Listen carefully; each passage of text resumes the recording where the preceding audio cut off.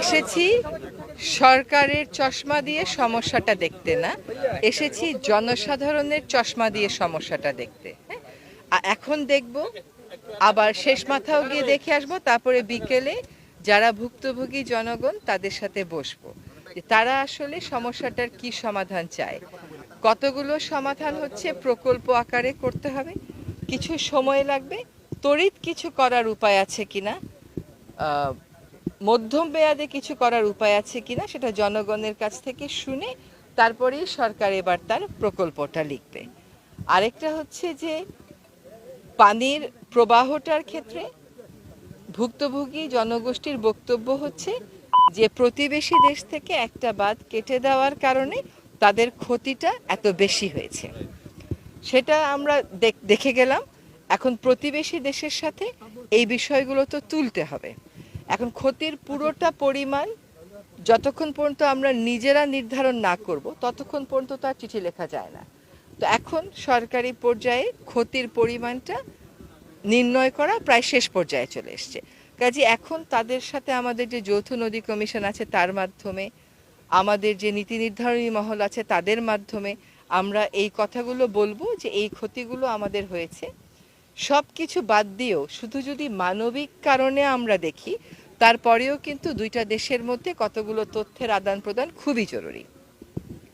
একটা হচ্ছে বৃষ্টিপাতের পরিমাণ, একটা হচ্ছে অভিন্ন নদীতে তারা কি কি উজানের দেশ হওয়ার কারণে তারা কি কি স্ট্রাকচার করেছে যেগুলো আমাদেরকে জানায়নি, তারা কোন কোন স্ট্রাকচারের মাধ্যমে নদীগুলোর পানির প্রবাহ নিয়ন্ত্রণ করছে, এবং পানি যখন বেড়ে যায় তখন আমাদেরকে তারা যেন জানায়। আপনারা জানেন যে এখন মাত্র 8টি নদীতে আমাদের শুধুমাত্র একটা বিষয়ে পানির প্রবাহের বিষয়ে চুক্তি আছে, অন্য বিষয়ে চুক্তি নেই।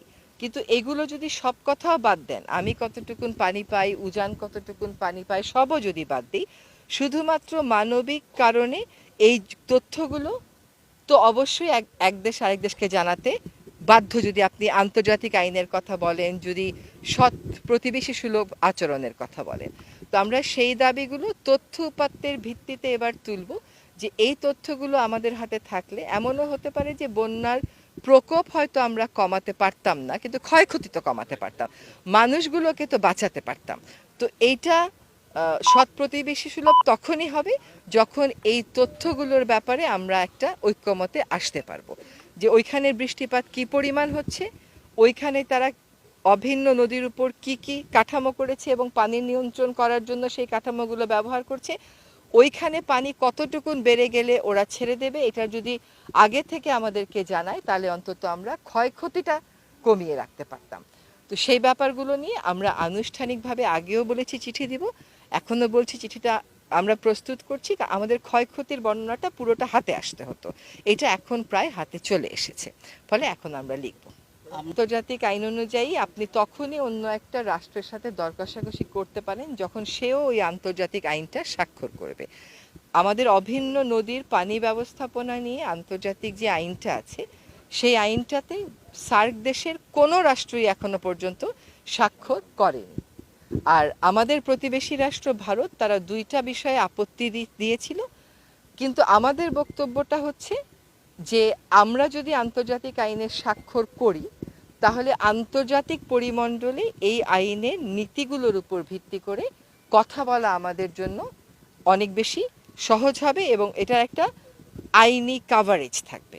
সেজন্য আমরা আন্তর্জাতিক যে কনভেনশনটা আছে সেটা স্বাক্ষর করার কথা ভাবছি, যদিও এই ব্যাপারে সরকারের সকল মহল এবং বিশেষজ্ঞদের সাথে কথা বলেই আমরা চূড়ান্ত সিদ্ধান্ত নিব।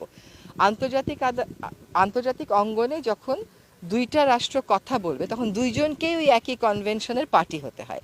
আমরা যদি পার্টি হইও, তারা যদি পার্টি না হয়, তাহলে আমাদের দুই পার্টির দর কষাকষিতে খুব একটা আগাবে না। কিন্তু যেটা আগাবে সেটা হচ্ছে আমাদের মানুষের কথাগুলো আন্তর্জাতিক আইনকে ভিত্তি করে বলা আন্তর্জাতিক পরিমণ্ডলে আমাদের জন্য সহজ হবে। এবং এই আন্তর্জাতিক আইনটা যেহেতু জাতিসংঘের একটা আইন, আমরা এই কথাগুলো জাতিসংঘের পর্যায়ে বলতে পারবো।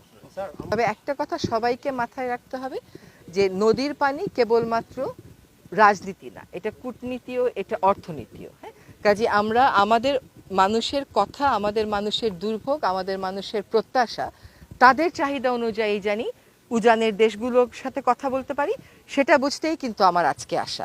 আমি তো পত্রপত্রিকা এগুলো সবই পড়ে ফেলছি, কিন্তু আসলে আমার পানি উন্নয়ন বোর্ড কোথায় কোন কাজটা তাড়াতাড়ি তা শুরু করা উচিত, জনগণের সেখানে মতামতটা কি, এইটা বুঝতেই আমি আজকে এসেছি। আর উজানের দেশের সাথে, ভাটির দেশের ভারতের সাথে আমাদের এই সমস্যা কেবলমাত্র যে এই নদীর কেন্দ্রিক তা না, এটা কিন্তু প্রায় সকল নদী কেন্দ্রিক। সরকারের সর্বোচ্চ পর্যায় থেকে বলা হয়েছে যে আর কিছু না হোক, অন্তত মানবিক কারণে দুইটা দেশকে এক জায়গায় এসে এই নদীর পানি ব্যবস্থাপনা এবং দুর্যোগ ব্যবস্থাপনার বিষয়ে সিদ্ধান্ত নিতে হবে। আজকে 53 বছর হয়ে গেল আমরা তিস্তা নদীর চুক্তি স্বাক্ষর করতে পারিনি। চুক্তি যদি পানি ভাগাভাগির স্বাক্ষর হয়, পরে হয়, কম হয়, সেটা আরেক বিবাদ, কিন্তু আমার দেশের মানুষকে তো আগে বাঁচাতে হবে। সেই দাবিটা তো প্রতিবেশী রাষ্ট্র কখনো অস্বীকার করতে পারে না। সেই জায়গাতে আমরা কোন তথ্যগুলো চাইবো, কিভাবে আলোচনা শুরু করব, আমাদের মোটামুটি একটা রূপরেখা প্রস্তুত করেছি। আপনাদের সাথে আজকে কথা বলে ওটা চূড়ান্ত করব।